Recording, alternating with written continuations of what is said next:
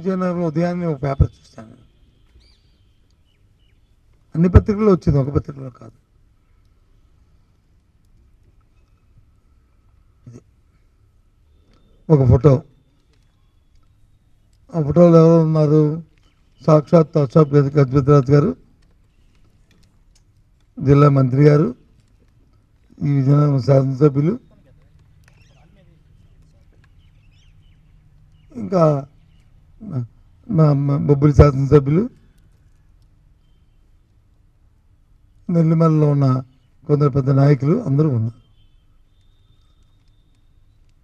ఈ ఫోటోలో ఉన్న సారాంశం ఏంటి? ఒక 3 సంవత్సరాల కింద, అంటే బహుశా అది అనుకోవడం డిసెంబర్లో 2020 జరిగి ఉంటుంది అనుకుంటా.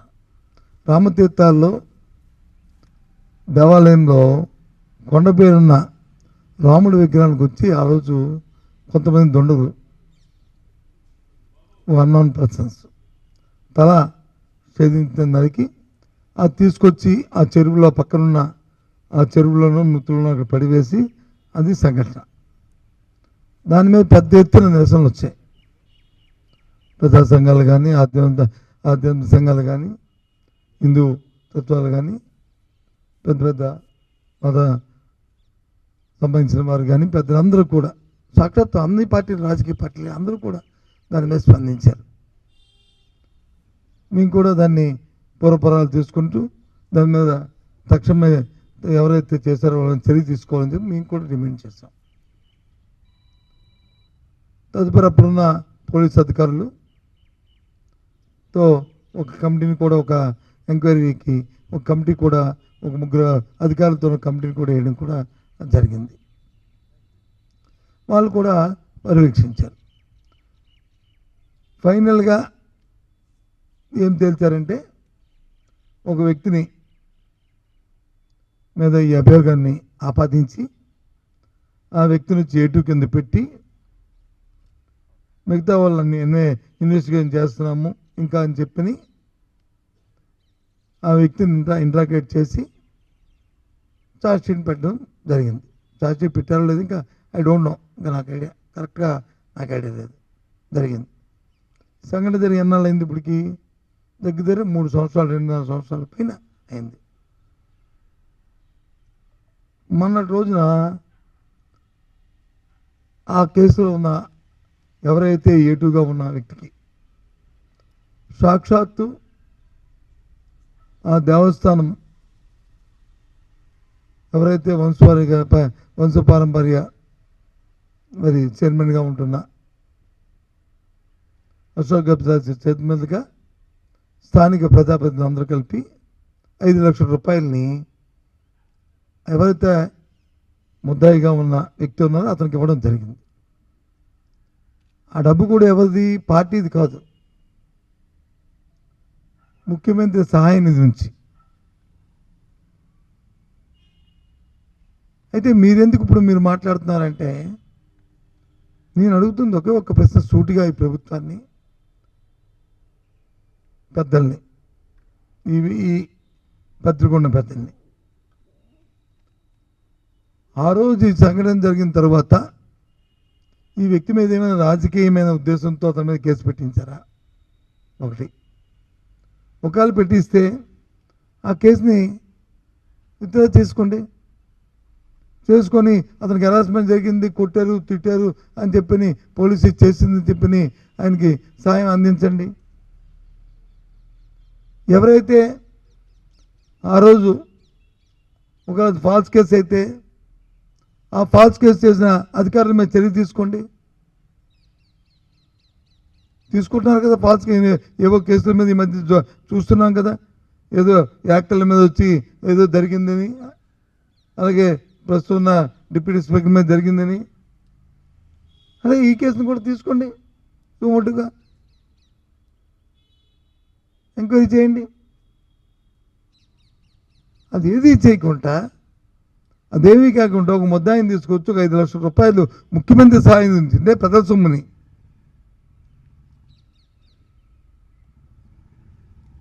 ఇస్తే నాకు ఆ వ్యక్తితో సంబంధం లేదు. వ్యవస్థకి ఏమి మీరు సమాధానం చెప్పదలుచుకున్నారు? వ్యవస్థకి మీరు ఏం చేయి, ఏంటి మీరు ఇచ్చే మెసేజ్? మీ పార్టీ తెచ్చుకోండి, 5 కాకపోతే 50 లక్షలు ఇచ్చుకోండి, అభ్యంతరులు ఎవరికి ఇచ్చుకునేస్తే అది పార్టీ, అది సొంతం.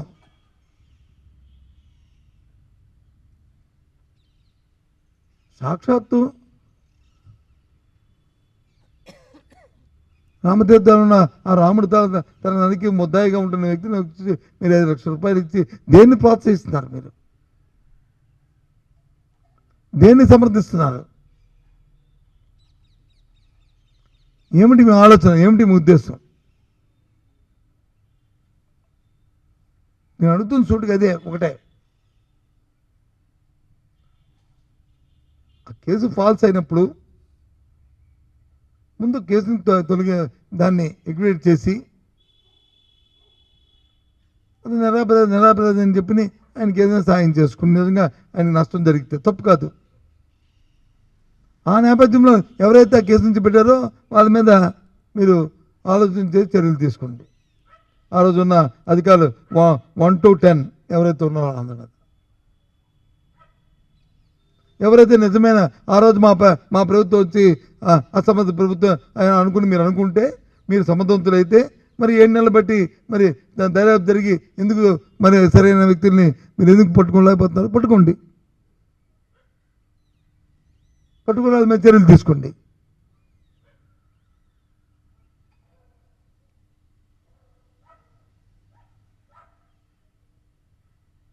ప్రభుత్వం ఉందంటే మంచి అయితే మంచి చెప్పాలి, చెడు అయితే చెడు చెప్పాలి. అంతే. ఇవే ఈ విధమైన ప్రోత్సాహాలు చేస్తే ఎక్కడికి వెళ్తున్నాం మనం? ఏ కోణంలో వెళ్తున్నాం?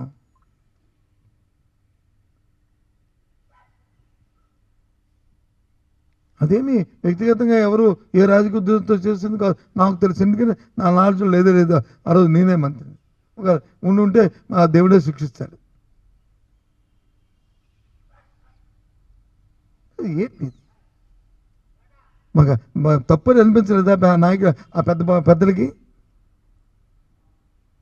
గొప్పగా పెద్దగా ఫోటోలు పెట్టుకొని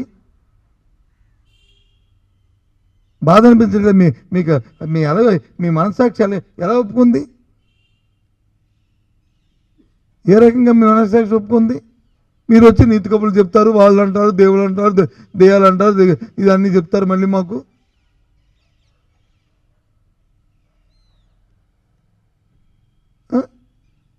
ఐఎమ్ సారీ. కాబట్టి నేను సూటిగా ఈ ప్రభుత్వాన్ని కోరుతున్నాను. ఈయనకి కానీ అందులో సంబంధం లేదనుకుంటే ఆ కేసును ఎక్వివేట్ చేయండి. ఆ వ్యక్తికైనా ఉపశమనం కలుగుతుంది. చేసి ఎవరైతే ఇలాంటి ఫాల్స్ కేసు పెట్టారో, ఎవరో ఇన్వాల్వ్మెంట్ ఏది ఉందో, అధికారులైనా అనధికారులైనా మా ప్రభుత్వంలో అయినా సరే, ఒకవేళ అనధికారులు ఎవరైనా వీళ్ళ మీద ప్రోత్సాహాలు ఉండి మీరు కానీ రుజువు చేస్తే అందరి మీద చర్య తీసుకోండి. అప్పుడు ఒక మంచి మెసేజ్, గుడ్ మెసేజ్ వెళ్తుంది సమాజానికి. అంతేగాని ఇలాంటి చిల్లర పనులు చేసి మన వ్యక్తిత్వాలను దిగదార్చుకొని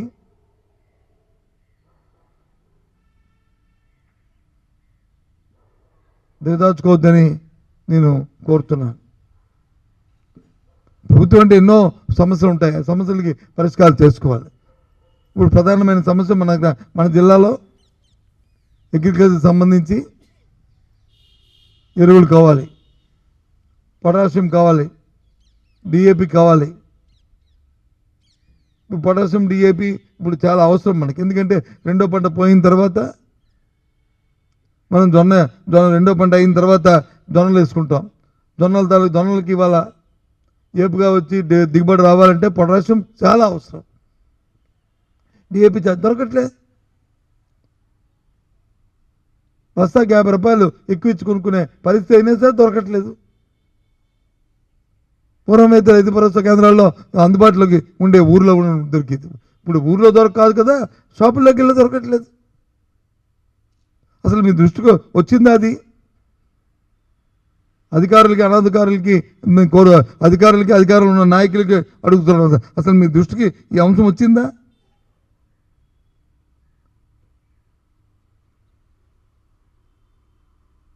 ఓ పండుగ వచ్చి గొప్పగా చేసుకుని కోడి పందాలు రోజు టీవీలో చూపెట్టి అందరూ హ్యాపీగా ఉన్నారు. ఇదా? ఇక్కడ మీ విలేకరు సోదరులు అందరినీ కోరుతున్నాను, వెళ్ళండి గ్రామాల్లోకి, అడగండి. పొటాషియం కానీ డిఏపి కానీ లేకపోతే యూరియా కానీ అందుబాటులో ఉంటుందో అడగండి. యూరియా ఎంత దొరుకుతుందో అడగండి.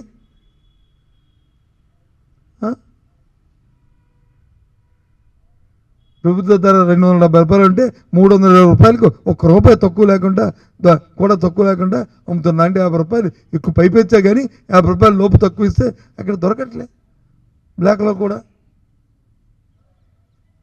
వాస్తవం ఇది.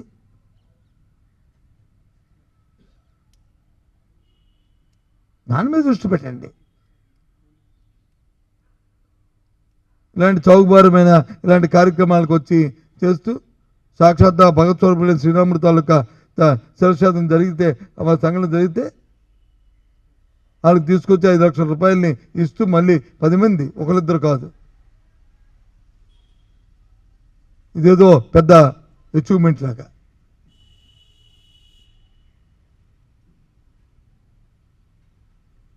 ఏదో వరల్డ్ కప్లో గెలుచుకున్న టెండూల్కర్కో లేకపోతే ఎవరికో వాళ్ళకి అవార్డు ఇచ్చినట్టు అందరూ కూడా. ఏంటండి ఇది? దయచేసి అందుకనే ఇంతకు ముందే పండగ ముందే నేను మీతో మాట్లాడుకున్నా, పండగ ముందు ఈ విషయాలు మాట్లాడడం సంబంధించిన కాదని ఆగాను. ఎవరినో విమర్శించడానికో లేకపోతే ఎత్తేటి మేము వేలు పెట్టి చూపెట్టడానికో నేను చెప్తున్న మాట కాదు. ఇది తప్పు, ఇలాంటి పునరావృతం కాకూడదనే ఉద్దేశంతో చెప్తున్న మాటలు.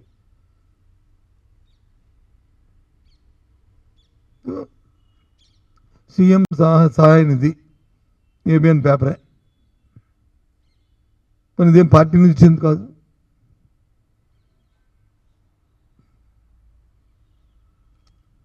దీనికా అందుకు ఓకే.